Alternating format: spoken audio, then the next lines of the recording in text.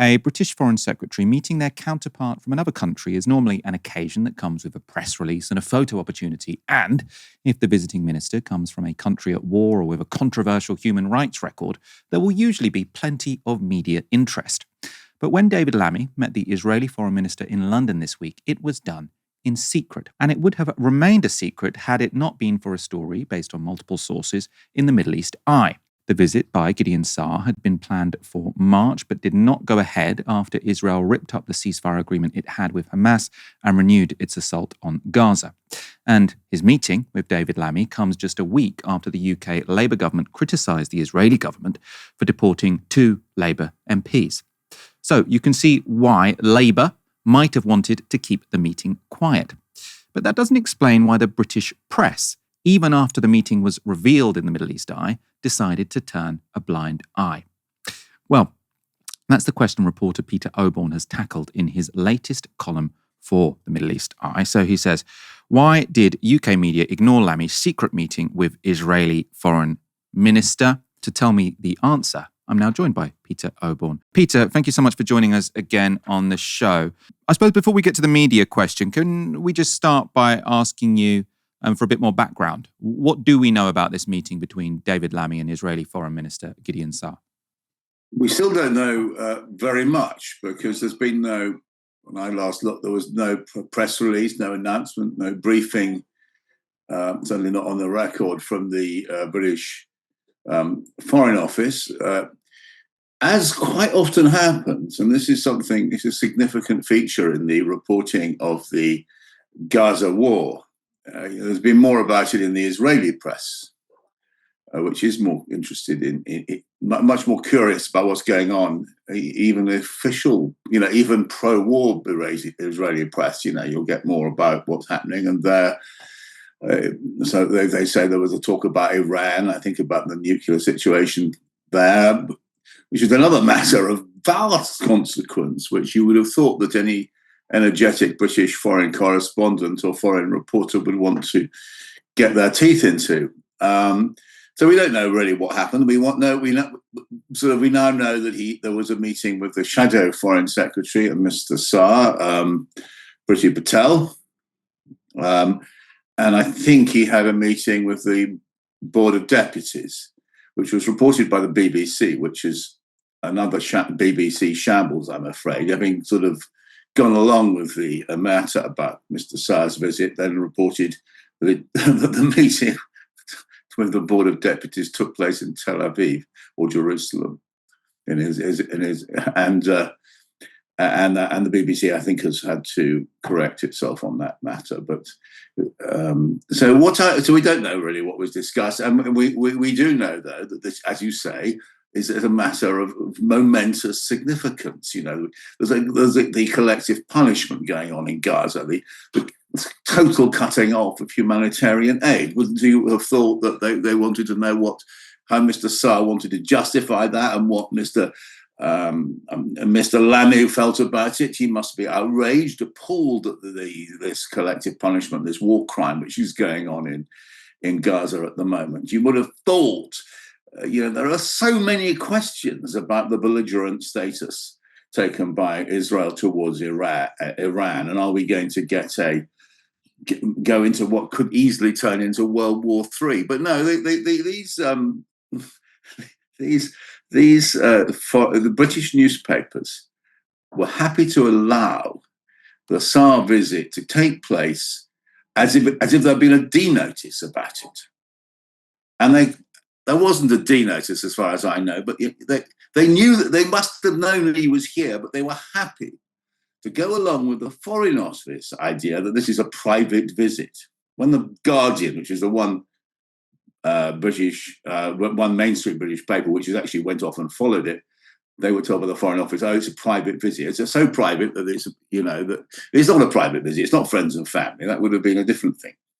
And why does the British media, mainstream media, have to follow the agenda of the British Foreign Office, which wanted to hush it up? And I think that's pathetic. I think it's shameful. I don't think it's as journalism ought to be practiced. And from the perspective of the government, I mean, is it unusual for them to invite a foreign minister and not do a press release? I mean, is the idea of a private meeting something which does happen often, whereby a government minister says, I want to meet a foreign, my foreign counterpart, I suppose, and we don't want this to be publicised. Is that normal, or is this a sort of unusual occurrence that took place this week? There are always informal channels between governments, including, so that happens all the time. But when the foreign minister of another country comes to Britain and goes into the Foreign Office and has a meeting with the British Foreign Secretary, you would expect there to be a statement about it, and often a joint press conference. And so, and certainly there would be a press release that this has happened. And no, none of this has happened. No, that has been hushed. So that makes it a secret meeting, which is unusual. I don't think that normally a British Foreign Secretary meets his counterpart abroad, and it's a quiet matter which is kept hush hush. Imagine if Lavrov had come in right from Russia on the same basis, and it hadn't been announced, and there hadn't been any statement. The British press would have been all over this. They'd have said this is a major. Why is the meeting between Lavrov, the Russian foreign minister, and the British foreign minister being kept on hush hush? They'd have made a fuss. They'd have swarmed the Foreign Office. And I mean, let's open up this conversation a little bit. I want to know your assessment of the Labour government and how they have dealt with, or not dealt with, I suppose, Israel when it comes to its genocidal onslaught on Gaza. I mean, we've spoken on this show recently about how they're often willing to tweet condemnation for certain actions of the Israeli government, but never really want to go beyond tweeting their condemnation. Everything else sort of stays the same. And I suppose, from your perspective, has this Labour government been any different from the Tory government that they replaced when it comes to Israel and their war on Gaza? In some ways, the Starmer government did do 3 course corrections, all of which were very welcome when it came into power after last year's general election. The first thing was that, quite shamefully and disgracefully, the Cameron government the Cameron as foreign secretary, the Sunak government was trying to block the ICC arrest warrant investigation into Netanyahu. Then the next thing they did, and that stopped under, Starmer threw his weight behind the ICC. That was very welcome. The next thing was, you may recollect that the Sunak government suspended funding to UNRWA, which is the major, effectively, the major humanitarian aid provider in Gaza.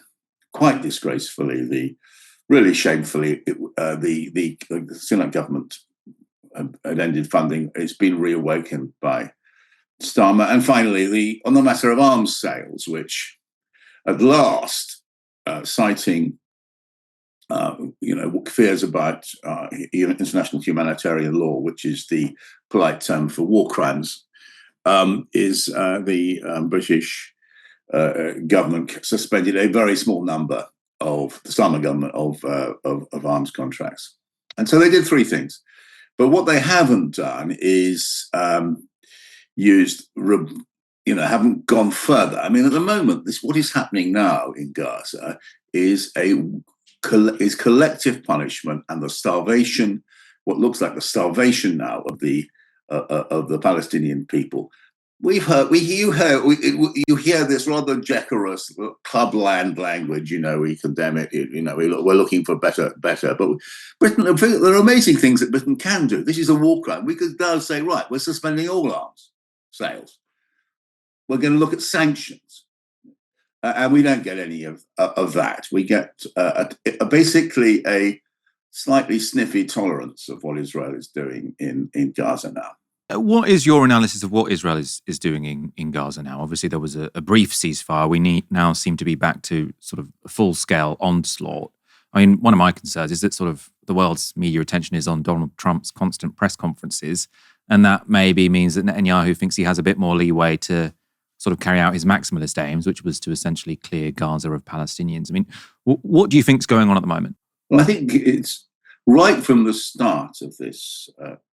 It's been going on now for 18 months, this Israeli assault on Gaza. The Israelis themselves have been completely candid about what they're doing, which is the collective punishment of the Palestinian people, and many of them are saying they want to kind of get rid of the Palestinians from Gaza. And we've had conferences about the resettlement of Gaza by Israelis.